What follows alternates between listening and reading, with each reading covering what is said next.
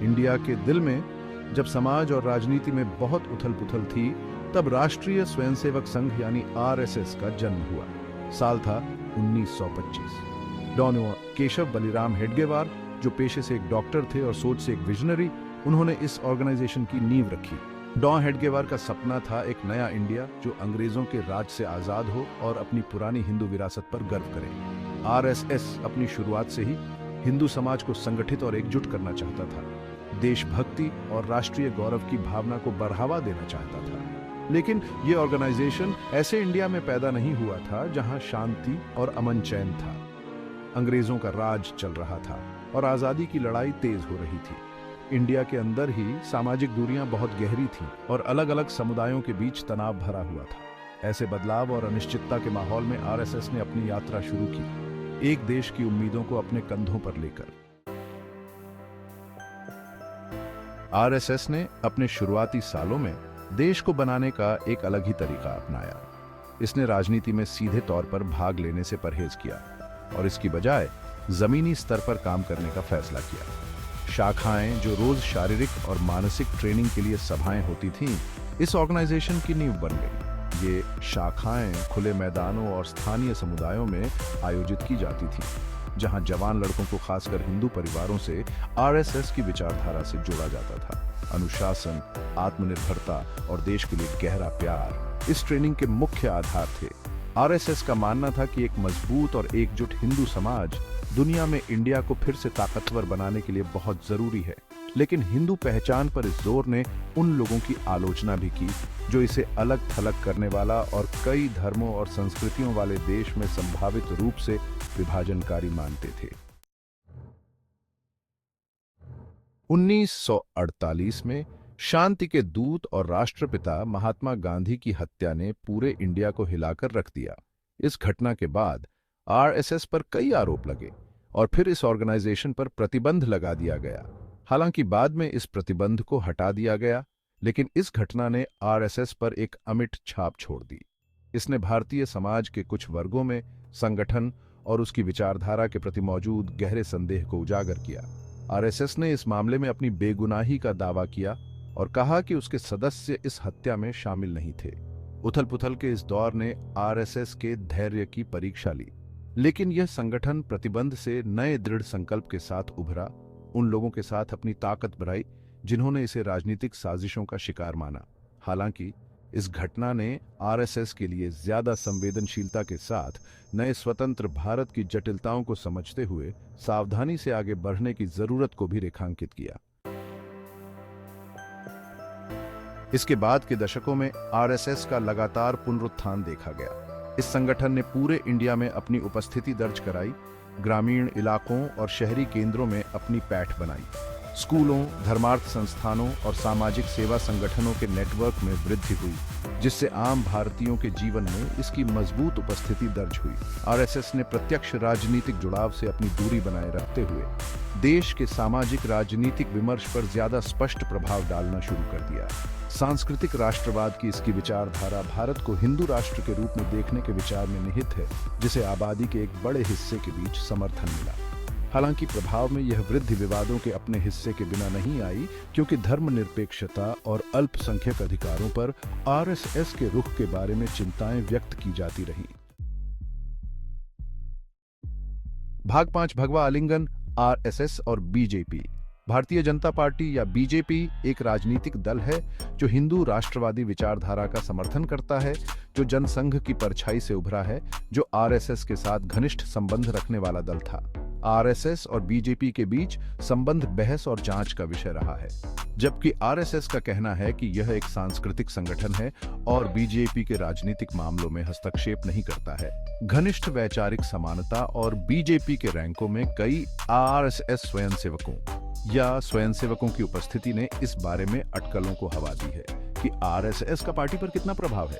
BJP का सत्ता में उदय पहले 1990 के दशक में और फिर 14 में ज्यादा निर्णायक रूप से आरएसएस को पहले से कहीं ज्यादा सत्ता के गलियारों के करीब ले आया।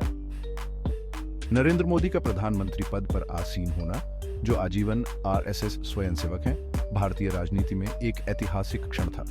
आरएसएस की विचारधारा जो कभी राजनीतिक परिदृश्य के हाशिए पर सीमित थी, अब देश के शीर्ष पर एक शक्तिशाली आवाज थी। भाग 6, राजनीति से परे, आरएसएस का सामाजिक चेहरा। आरएसएस भारत के राजनीतिक विमर्श में अपनी गहरी उलझन के बावजूद खुद को लगातार एक सामाजिक और सांस्कृतिक संगठन के रूप में पेश करता रहा है। स्कूलों, अस्पतालों और आपदा राहत पहल के अपने विशाल नेटवर्क ने प्रशंसा और आलोचना दोनों अर्जित की है। समर्थक सामाजिक सेवा के प्रति आरएसएस की प्रतिबद्धता की ओर इशारा करते हैं। हाशिए पर मौजूद समुदायों को शिक्षा और स्वास्थ्य सेवा प्रदान करने में इसकी भूमिका पर प्रकाश डालते हैं। हालांकि आलोचकों का तर्क है कि ये पहल अक्सर आरएसएस की विचारधारा से ओतप्रोत होती है और ये इसके हिंदुत्व के एजेंडे को आगे बढ़ाने के साधन के रूप में काम करती है। भाग 7, विवादों से भरा इतिहास। भारतीय इतिहास के इतिहास में आरएसएस की यात्रा विवादों से भरी रही है। हिंदू राष्ट्रवाद की इसकी विचारधारा पर अक्सर विभाजनकारी और बहिष्करणकारी होने का आरोप लगाया गया है। गौ हत्या, धर्मांतरण और अल्पसंख्यकों की स्थिति जैसे मुद्दों पर संगठन के रुख ने भारत और विदेशों में धर्मनिरपेक्ष और प्रगतिशील आवाजों की तीखी आलोचना की है।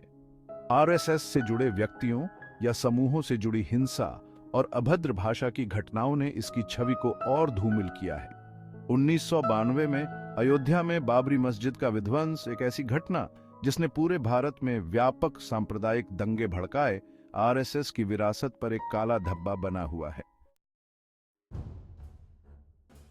भाग 8, आरएसएस का भविष्य एक मजबूत ताकत। आरएसएस विवादों और आलोचनाओं के बावजूद भारतीय समाज में एक शक्तिशाली शक्ति बनी हुई है। जनता को लामबंद करने की इसकी क्षमता, देश के सामाजिक ताने बाने में इसकी गहरी पैठ और सत्तारूढ़ बीजेपी के साथ इसके घनिष्ठ संबंध इसे भारतीय परिदृश्य पर एक प्रभावशाली खिलाड़ी बनाते हैं। संगठन का भविष्य कई कारकों पर निर्भर करेगा, जिसमें भारत का विकसित होता राजनीतिक परिदृश्य एक युवा और विविध राष्ट्र की बदलती आकांक्षाओं के साथ आरएसएस की अनुकूलन क्षमता और इसके खिलाफ लगाए गए सवालों और आलोचनाओं को दूर करने की इसकी इच्छा शामिल है।